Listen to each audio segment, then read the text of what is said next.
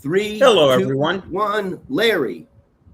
Hello, everyone. Welcome to the Big Idea Podcast. We have a very special guest on, Alex Long of Rev Dojo. I think by now everybody knows who Alex is, but hey, they may not know as much as we'd like them to know or he'd like us to know about him. So, Alex, we know you have a full-time job keeping your dad organized, which should be like hazardous duty pay. But tell us what you're doing, how you're doing it, and thank you so much for joining us. Oh, and by the way, Mike Larkin is having a few technical difficulties, so if he seems a little quiet today, just bear with us. Alex, without further ado, tell anybody that might not know who you are, and what you do. And again, thank you so much for being here. Thank you guys so much for having me. So I work for Rev Dojo. I work for Van Vehicle Acquisition Network. And then the most, as you said, the most hard job that I do is working for David J. Long Consulting and Coaching. So at Rev Dojo, I mainly focus on mystery shop dealers all over the country. We have a full service BDC, sales BDC that I work with on the daily. We have something called Calendgrow. So it's a tool that integrates with all major CRMs that helps dealers set and confirm more appointments throughout the year. And then moving over to Van, I work on the social media side, so I help do posts for them weekly, make sure that everything's up to date for them. And then on the David J. Long coaching side, I am just an operator. I do everything that needs to get done meetings-wise for my dad or whatever really needs to get done because we're still trying to grow that day by day. Should we help you get a part-time job? It sounds like you have way too much time on your hands. I you know what? I got more time on my hands, so if anyone ever needs anything, I'm always here. Well, I've had a few people say to me, Larry, as long as you feel like working, and boy, do I love to work, I'll never not have work because I do recruiting and training, but you'll never be out of work with mystery shopping. I don't know if your dad ever told you, but when I do a 2-day training, in between day 1 and day 2, after they understand the basics, I send them out to mystery shop. But not to say they want a car, to say they want a car for their sister who just had a baby. Doesn't matter whether I'm in Alabama, Florida, Canada, it's always the same reaction. They fall out of the stupid tree and hit every branch. Why isn't she here? What's her credit like? Tell her to look online. It's kind of scary that we almost seem to make money in this industry in spite of ourselves. Yeah. I was just in a group actually the other day. Mystery shopped around 40 dealers, and they were talking about acquisition. And do you want to guess what their percentage was of asking for a trade-in when we submitted a lead on a new car? I'm assuming I won't give you the exact number because I'm not sure, but I'm assuming pathetic would be the accurate way to describe it. It's pretty, yeah. I mean, everyone always talks about, especially on the acquisition side, how do we buy more cars? And the fact that 16%, I didn't even say the number yet, 16% of dealers on that side asked for a possible trade-in. And those are the people that are coming to them. So the fact... Alex, it's when I train, I always like to ask a question, particularly when they're newbies. Do you know what car salespeople talk about all day? When they shake their head, I tell them it's not sex and it's not sports. It's that there's no business. And then when a car pulls up, 3 idiots go, he doesn't look like a buyer. Let's send the rookie out. Our self-fulfilling prophecies are so negative and so defeating. I'm older than you. I've been in dealerships forever. I am so tired of hearing, what do they want? Well, maybe they're here to buy a car since we're a car dealership. Yeah, exactly. Hey, Alex, you sound like you've got a lot and you're working in a lot of different stores. How many did you come in after COVID? I mean, you're a young man, so you did not know the business before COVID except through your dad, right? Sort of, yeah, I'd say that. I've been going to meetings with my dad since I was around 8 years old. So, I mean, in the beginning, it was probably, I'm just going to bring my son. But I was always there in those meetings, even at 8, taking my notes. The notes didn't mean anything, but I was trying to always learn. And I was able to fall in love with this industry so quick with the people.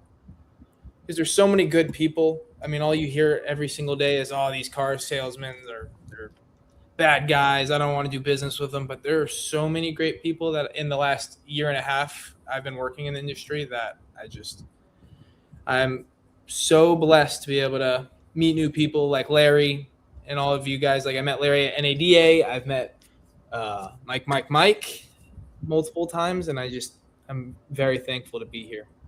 It's a pleasure to have you on here because you are seeing the good side.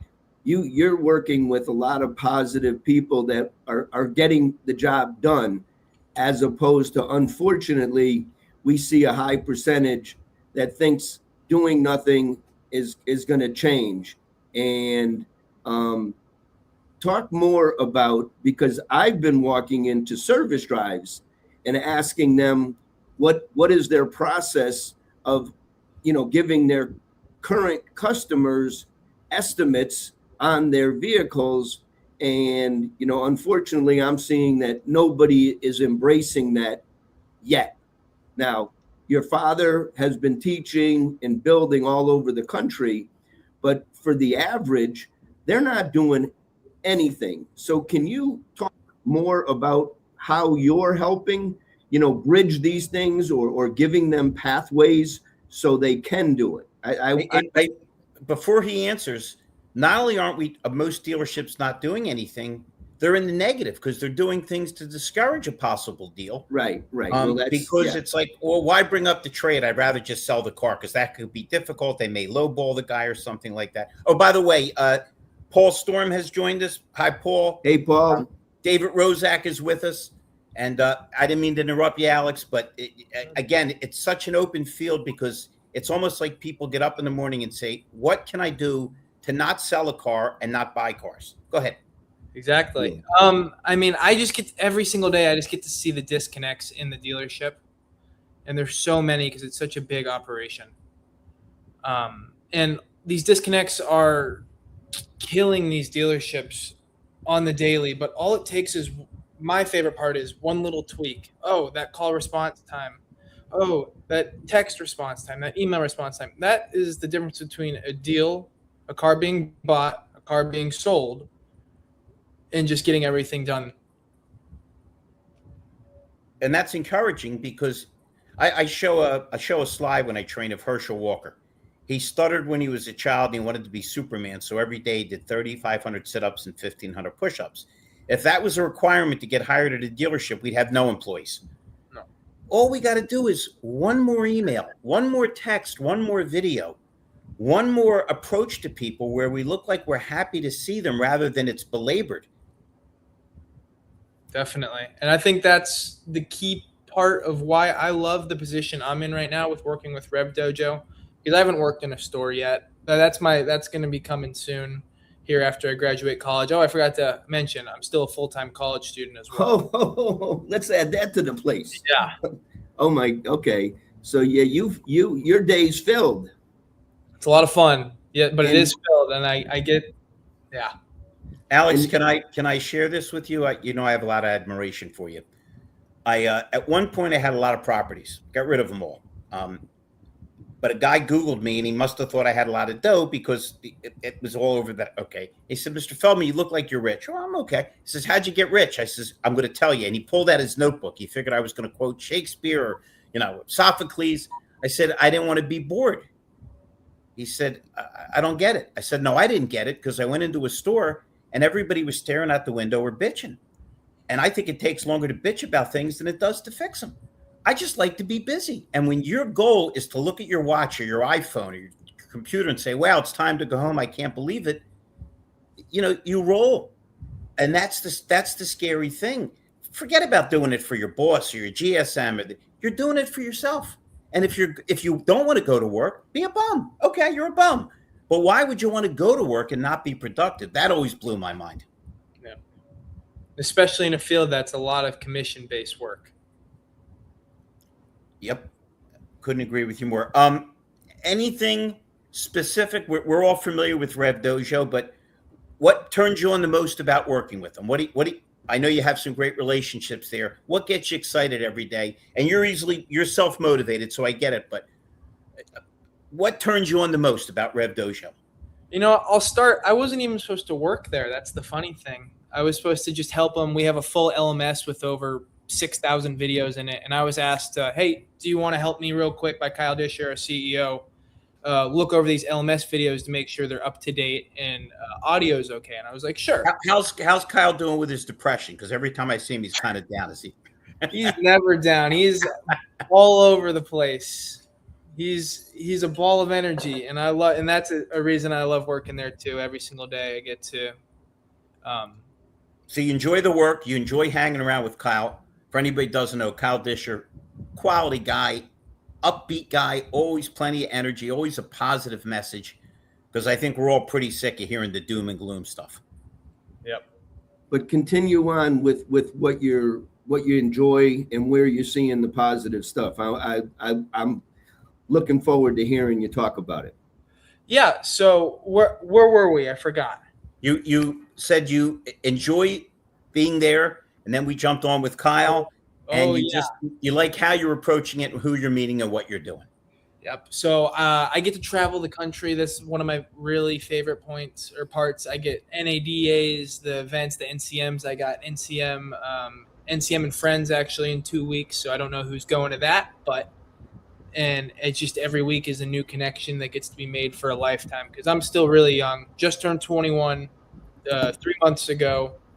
And these are connections that are going to last me a lifetime on the vendor side and the dealer side.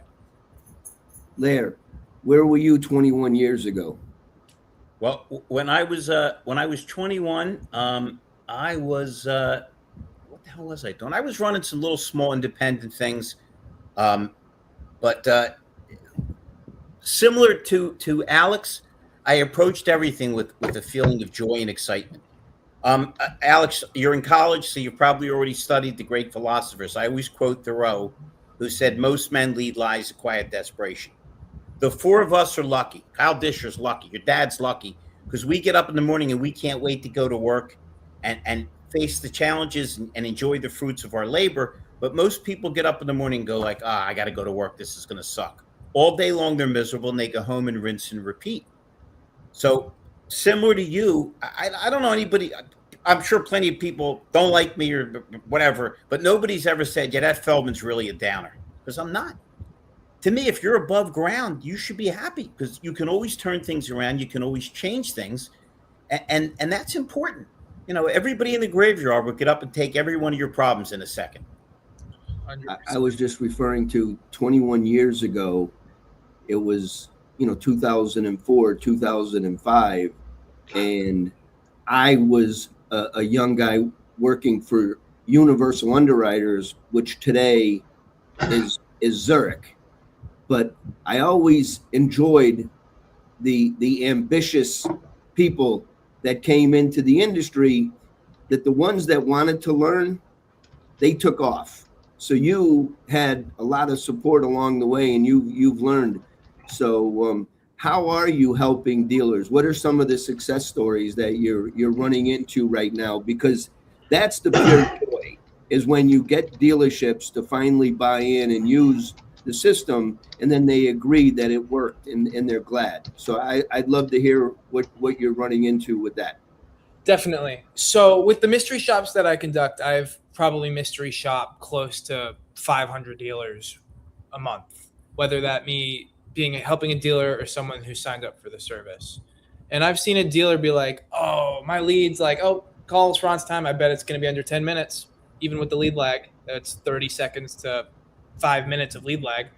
And then they come in and see it took us 45 minutes just to pick up the phone on a lead that came through. A success story, I'm trying to think. I just see dealers all day, every day. It's a shock to them, which they think they have things locked down pretty tight, but you can just see how it slides through the cracks pretty easily with call, text, and email response times. Alex, you could probably save yourself and Kyle some money and manpower. Why don't you just call the dealers and offer to stick hot pins in their eyes? Because that's the same reaction and net result they're going to get. because we know what's coming, right? It's you pray that somebody's going to actually reach out and do the right thing, because we don't really want to put a negative light on our business. It's just when you shine a light on it, this is what comes up. Yes. For anybody wondering, Mike's quiet. He's scribbling out the method to get the hot pin set up for the dealers. He's working on his own little project there. Alex, they asked, Alex, where do you want to be 21 years from now? That would put you at 42. We're real good at math in this show. I don't even know. I love the vendor side right now, but I really want to explore the dealer side one day, and I want to go in the direction of what my dad's doing on the acquisition side, because there's so many people out there that want to master it, but acquisition is pretty tough out there, because you got dealers averaging, they're buying maybe 10 cars, 15 cars, but I want to be just like my dad, being able to help people buy 30 to 40 to 60 cars a month individually, something like that. And I think just being able to have the acquisition process down would be pretty cool. That's where the money is today, and where you're focused on is long overdue, and it really is still sad how dealers choose to adapt really slowly, and as opposed to when you see some of these stores and dealer groups that are buying 100 cars and winning the local neighborhoods and not letting CarMax and Carvana buy those cars, boy, is it exciting to watch those dealerships grow, because the leadership is keeping everybody focused, and you need a great leader, and you need a lot of people. So it's probably really rewarding when you got good leadership and supporting what you're bringing. What Alex is bringing, besides discipline and a great maturity, is process. Yeah. We talk about a million sexy things, but what this business comes down to is process, doing the right thing in a consistent fashion. Alex, I'm a sports nut, and I'm on record 5 years before Brady left the Patriots, and I said Belichick's overrated. We'll find out how good he is when Brady leaves. I said it before he left. The greatest coach ever is Vince Lombardi. He took a Packers team, you can look it up, that was 1-10-1 and won 5 out of 6 championships, including the first 2 Super Bowls. My Eagles beat him. That was our big claim to fame for 50 years. He didn't run anything fancy. He ran what was called Lombardi sweep. They ran around the right side of the line, and nobody could stop it because everybody hit their blocks. When you do what you're supposed to do, your dad, and you don't blow into a place and say, yeah, do this, this, and this. It's here's exactly what we're going to do, and here's why it's going to work. Because I'm pretty sure no matter how good the process is, if it's not done consistently, it's useless. Definitely. Now, what else? We know about the mystery shop. We know about the acquisition. Both things are important because one shows the flaws that hopefully will be corrected, and one is incredible. What else are you doing with Rev Dojo? Because I know that's a multifaceted company.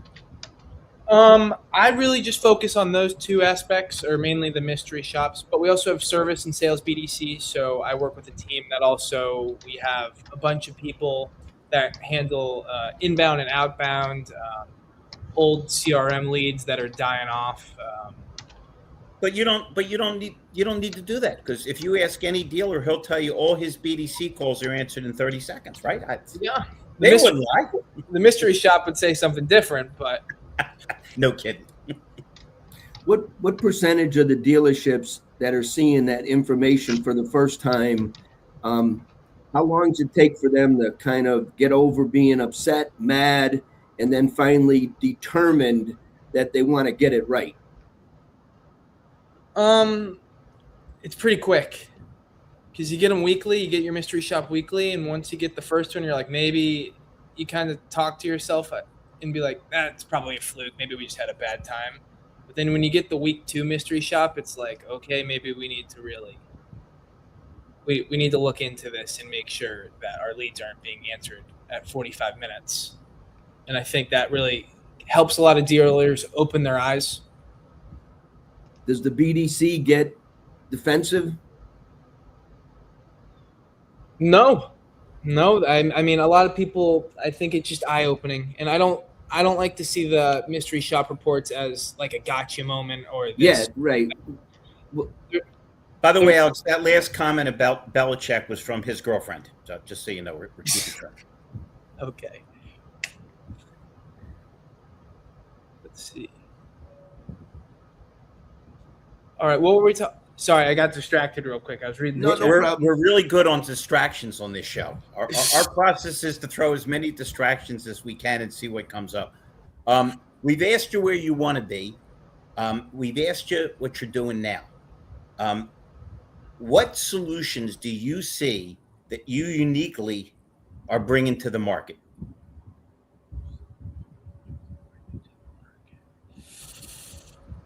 Your dad told me to ask you the really tough questions. Yeah, this one. I mean, what do you mean by that? Where are Well, the wins? Where are the wins? Yeah. Where do you see the wins happening with your dealerships that see this information, swallow it, and then take that first step forward, which I guess you can. What's your father's book? Step Zero. zero. Yep. When you follow up with them and mystery shop them a month later, and now all of a sudden things are better. I believe Mr. Larkin is letting us know we have about 5 minutes. We like to keep them relatively short. Either that or he's waving hello to you. We're not really sure with him. Oh, you see the Car Talk Weekly thing that just came up, Alex? Yes. What we're doing is we've expanded a program to help ex-cons get back in. So that's someone calling from prison. We encourage that as much as we can. Take that, David Rosick. I was going to say it looked like it was a Rosick comment. We take as many shots as we can here, Alex. We're big believers. If you're not going to have fun, why show up? Exactly. Now, Larkin's doing something in the background. I don't know if he's hearing us and he just can't speak, but he was at one point he was dancing, I thought. He had his hands up in the air like he was doing some kind of dance. You're a little too young, Alex. He's doing his Marcel Marceau impression. Alex, we've got a couple more minutes. What would you like to impart about yourself, about Rev Dojo, about Van? Again, we're awful happy to have you, man. You always seem so positive and upbeat, and boy, do we look for people that are positive and upbeat. Thank you, and I can't thank you guys enough for having me. But I mean, I think for the last couple minutes, I just I think talking about the book Step Zero. I mean, being able to live the life. I mean, it's been a 35-year process for my dad, and being there for more than half of the writing process, and seeing how he's grown from learning Step Zero himself, which is all about your attitude, energy, and approach before even Step One. And I'm still learning that on the daily, and it's been embedded into me since I was born, how I have to start everything. So I always try and stay positive, have the right energy, have the right approach. But I always think it's a day-to-day thing, and you always have to be thinking about it and be cautious with it. I love it. I can't think of a better way to end the show than on that. We've ordered your dad's book. I enjoyed seeing you and hearing from you this morning. And if you don't mind, we'd like to get you back in 3, 4, 5 months just to see how things are progressing. And man, we're proud of you. We love to see young people that are just doing the right thing in this industry and coming in with a smile on their face every day, because it's not the world's easiest industry, but it feels good when you master it. We can't thank you enough. Again, we apologize for Mike Larkin's technical difficulties. And on behalf of myself and Mr. Silman and Mr. Larkin, we appreciate the heck out of you and was awfully glad to have you here. Thank you. Alex, Yes. thanks for joining us on Friday afternoon to finish the week. Hope you have a wonderful weekend. And it's really good to see smart, hardworking young people learning the business, because it is a great business and there's lots of challenges. But if you keep on solving problems and helping people get better, you'll get what you want. So we look forward to hearing what you want to be in 21 years. Maybe it'll be a few dealerships and then a dealer group. But thanks for all the things that you do today. And everybody have a great weekend. Thank you, Larry, Alex. Appreciate everything. Thank you guys again. Everybody stay healthy. Have a good weekend. You as well.